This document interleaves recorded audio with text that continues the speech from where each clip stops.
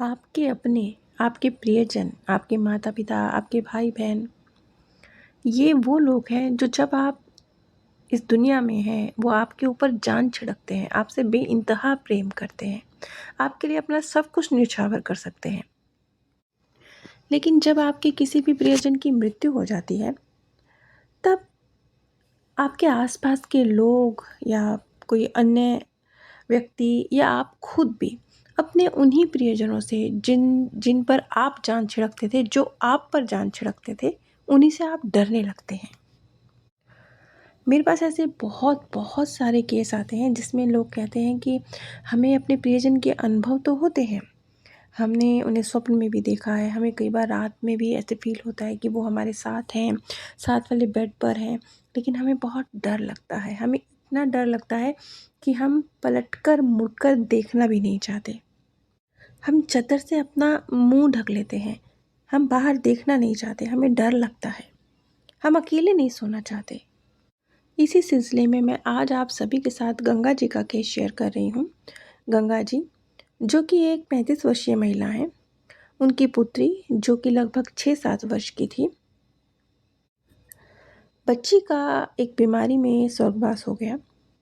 और गंगा बताती हैं कि उसके बाद जो उनके परिवार के सदस्य थे, अन्य लोग थे, उन्होंने ये कहना शुरू कर दिया कि उनके घर में कुछ जो अ, नुकसानदायक घटनाएँ घट रही हैं, कुछ उनका फाइनेंशियल नुकसान हो रहा है या परिवार में कुछ रिश्तों में खटास आ रही है या उनके कुछ काम नहीं बन रहे हैं।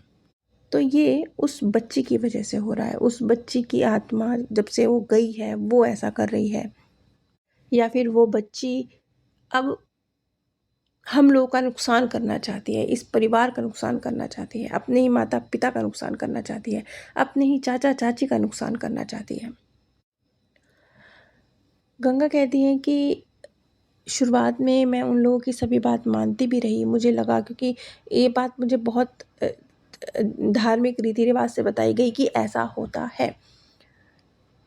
मैंने वो सभी कार्य भी किए जो एक आत्मा की शांति के लिए किए जाने चाहिए, क्योंकि मुझे भी ये था कि उस बच्ची को भी शांति मिले और परिवार को भी कोई नुकसान ना पहुँचे। इसी सिलसिले में जब गंगा जी मेरे पास आईं और उन्होंने अपना पीएलआर कराया, तो वो अनुभव मैं आप सभी के साथ शेयर करने जा रही हूँ। ये अनुभव काफ़ी लंबा-चौड़ा है, बहुत बड़ा है, बहुत कुछ शेयर किया गंगा जी ने। मैं उसमें से जो मुख्य पॉइंट है वो आपके साथ शेयर करने जा रही हूँ। मेरी बेटी मेरे सामने है, वो बहुत प्यारी और बहुत खूबसूरत लग रही है। वो मुझे ऐसे दिखाई दे रही है जैसे वो 2-3 साल की छोटी-सी बच्ची है। उसने वाइट कलर की फ्रॉक पहनी है और उसके घुंघराले ब्राउन कलर के बाल हैं। उन बालों में उसने एक खूबसूरत सा क्लिप लगाया है। मेरी बेटी को तरह-तरह के क्लिप्स लगाने का हमेशा से बहुत शौक था और आज भी वो मेरे सामने बहुत प्यारा सा, एक बड़ा सा वाइट कलर का क्लिप लगाकर खड़ी है। उसके चेहरे पर मुस्कुराहट है, बहुत प्यारी और मासूम सी मुस्कुराहट। लेकिन आँखें कुछ उदास सी हैं, जैसे कुछ ढूँढ रही हैं, कुछ कह रही हैं। वो अकेली नहीं है। एक बुज़ुर्ग व्यक्ति जो लगभग उसके दादा की उम्र के हैं, उनकी उँगली उसने थामी हुई है। उन बुज़ुर्ग व्यक्ति ने वाइट कलर का धोती कुर्ता पहना है। उनकी सफ़ेद दाढ़ी है। वो बहुत तंदुरुस्त और हष्ट-पुष्ट दिखाई दे रहे हैं। उन्होंने माथे पर पीले रंग का तिलक लगाया हुआ है। उन्होंने पीले रंग के बॉर्डर वाली धोती पहनी हुई है। वो बेशक बुज़ुर्ग हैं, लेकिन उनका व्यक्तित्व बहुत शानदार है, जो किसी को भी मंत्रमुग्ध कर सकता है।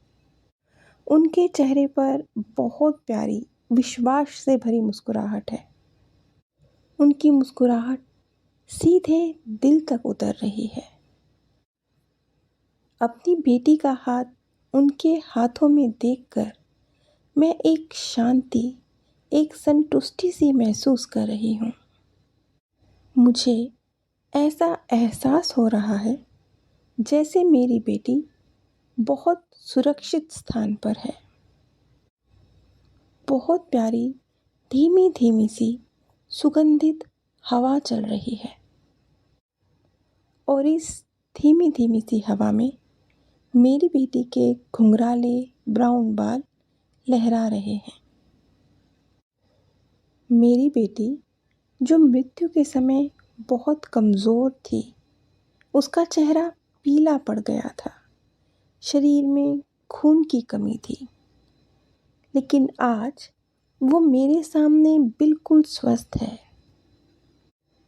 उसके गाल और होंठ गुलाबी महसूस हो रहे हैं। मुझे मेरी वो बच्ची दिखाई दे रही है जो वो तब थी जब वो स्वस्थ 2-3 वर्ष की बच्ची थी। मैं खुश हूँ कि वो मुस्कुरा रही है, लेकिन फिर भी मैं समझ नहीं पा रही उसकी आंखों में किस चीज़ की उदासी है। वो बुजुर्ग पुरुष मेरी बेटी को मेरे पास लेकर आ रहे हैं। मुझे बहुत बहुत शांति का, प्यार का एहसास हो रहा है। मैं दौड़ के अपनी बच्ची के गले लग रही हूँ और इसके बाद गंगा बहुत बहुत देर तक उनकी आंखों से आंसू बहते रहे, लेकिन फिर भी उनके चेहरे पर मुस्कुराहट थी। ये प्यार के आंसू थे, संतुष्टि के, खुशी के आंसू थे। बेशक आंखों में आंसू थे, लेकिन चेहरे पर मुस्कुराहट थी, खुशी थी जो साफ दिखाई दे रही थी। मेरी बच्ची मेरे सीने से लगी हुई है। मैंने उससे पूछा, उसकी आंखों में ये उदासी क्यों है?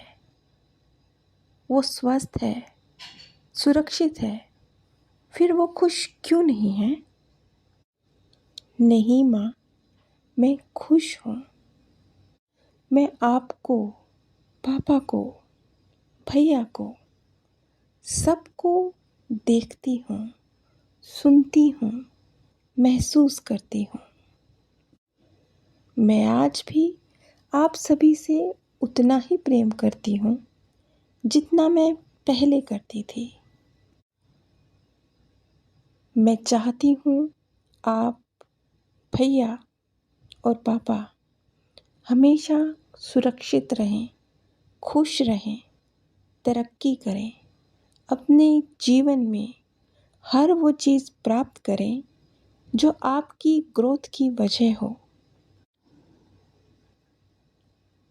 लेकिन मैं नहीं जानती क्यों चाचा जी को ये लगता है कि मैं उनका नुकसान करना चाहती हूँ।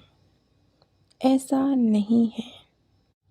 मैं चाहती हूँ कि वो भी अपने जीवन में सफलता और शांति को प्राप्त करें। मैं उन्हें दिशा निर्देश भी देती हूँ कि वो अपने बिजनेस में कुछ गलत ना करें जो कि वो करते हैं। भैया के फेल हो जाने की वजह मैं नहीं हूँ। चाचा के बिजनेस में नुकसान की वजह मैं नहीं हूँ। इसके विपरीत मैं चाहती हूँ कि ऐसा कुछ ना हो। लेकिन मैं अपना मैसेज आप सभी तक कन्वे नहीं कर पाती और आप स्वयं अपने निर्णयों द्वारा अपने जीवन का निर्धारण कर रहे हैं। परिवार में घटित होने वाली किसी भी गलत घटना का, नेगेटिव घटना का, चाचा के व्यापार में नुकसान का या भैया के परीक्षा में फेल हो जाने का मुझसे कोई नाता नहीं है। मैं आप सभी से आज भी उतना ही प्रेम करती हूँ जितना मैं तब करती थी जब मैं जीवित थी। मैं तब भी चाहती थी कि परिवार में प्यार हो, शांति हो, खुशहाली हो, और आज भी चाहती हूँ। मैं नहीं जानती कि ऐसा क्या हुआ कि अचानक से मेरी मृत्यु के बाद मेरे प्रति आप सभी के ऐसे विचार बने। मैं तब भी आपसे प्रेम करती थी जब मैं जीवित थी, और मैं आज भी आपसे प्रेम करती हूँ। अपनी बेटी के इन शब्दों से गंगा जी का दिल एकदम पसीज रहा था। उनकी आंखों से आंसू की धारा बह रही थी। वो इस बात को लेकर शर्मिंदगी महसूस कर रही थी कि उन्होंने अपनी ही बच्ची के विषय में ऐसा सोचा। किसी ने उनसे कहा कि अब उनकी बच्ची एक आत्मा रूप में उनकी ही मुसीबत की वजह बन चुकी है, तकलीफ़ की वजह बन चुकी है, और उन्होंने उस व्यक्ति की बातों पर भरोसा किया। इस बात के लिए उन्हें बुरा एहसास हो रहा था। इस पर उनकी बच्ची का कहना था, आप बिल्कुल उदास ना हो। मैं जानती हूँ मेरे लिए आपका प्यार बहुत बहुत पवित्र है। मैं वापस आपके पास लौटकर आऊँगी। थोड़ा सा इंतज़ार कीजिए। कुछ कार्य हैं जिन्हें पूरा करते ही मैं दोबारा आपके पास आ जाऊँगी। ये उस छोटी सी बच्ची के अपनी मम्मी को दिए हुए मैसेज थे। और इस रिग्रेशन के बाद गंगा जी ने महसूस किया कि उनकी बच्ची जितना प्रेम उन्हें तब करती थी जब वो जीवित थी, उतना ही प्रेम उन्हें तब भी करती है जब वो मृत्यु को प्राप्त हो गई है। ऐसा नहीं है कि आत्मा रूप में आते ही अचानक से उसे अपने ही प्रियजनों से नफ़रत हो गई है, और अब वो उन्हीं का जिनसे बेइंतहा प्रेम करती थी आज उन्हीं का नुकसान करना चाहती है। ये एक गंगा जी की कहानी नहीं है, ये बहुत सारे परिवारों में है। और हम लोग ये मानते हैं कि जब कोई व्यक्ति चला जाता है तो आत्मा रूप में अब वो हमारा हितैषी नहीं रहा। जीवित था तो बड़ा हितैषी था, अब नहीं रहा। ये सच नहीं है।